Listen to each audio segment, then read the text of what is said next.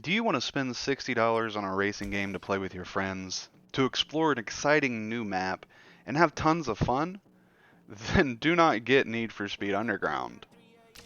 I want to preface this by saying I got this through my EA membership, which is like $15 a month. A couple of my friends just got it this month so we could play a few things without, investing too heavily in them. Things like Madden and FIFA. And we saw this and we're like, hey, let's all try it. And the first thing that I noticed whenever we loaded online is the only thing to do is go to car meets. And each car meet has playlists that you can do, which is like 3 races. Altogether, there's seven different car meets. Each car meet has 7 different playlists, and each playlist has 3 races. So altogether, there's 147 races. However, the difference between these races is what the game calls them, and that's about it. Uh, you know, Obviously the actual track is different, but that's it. I mean, there's a race called Corner King, or a type of race called Corner King, and I thought it was going to be like a drift event. I was dead wrong. It's just a race. There's highway races that have a different name. It's like high speed something. Uh, I can't think of any of them, but essentially that's all there is to do. There's no drift events like where you actually get points by drifting, which seems to be a big focus in this game is the drifting.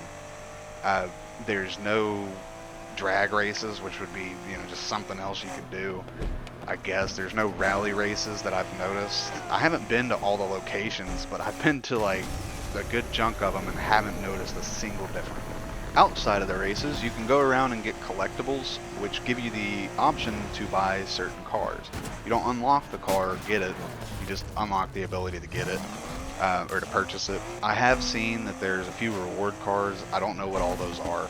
But at the end of the day, all you're doing is grinding and grinding the same type of mission over and over until you can afford something to do those missions even faster. It's really ass. I can't even sugarcoat it, really.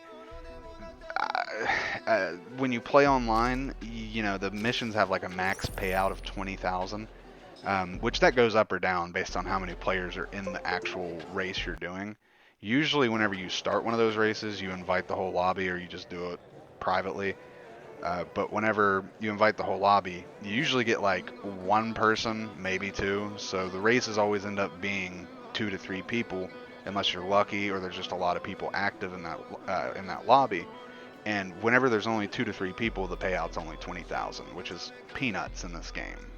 It just feels so grindy, and it's just a grind for nothing. I don't even want to get into the single player portion of this because I'm just going to uninstall the game and move on. Offline, though, there is a police system, which is absolute dog shit. Whenever I've rammed a cop like 3 times and nothing happened. I didn't get a wanted level, a chase didn't start, nothing. Uh, there's an online, or there's a day-night cycle offline, but that just is completely missing from online as well as the police function. And the online just feels absolutely dead and empty. Like they didn't even plan on releasing it, it's, anyway, I would say this game might be okay after it's been out for a while, but for them to do that, they just need to make a new game. Need for Speed Heat is 10,000 times better than this game. Please do not waste your money on this game. If you really want to play it, get the EA Plus membership, download it, play it, and then find out that it's dog shit for yourself and then uninstall it like I'm doing.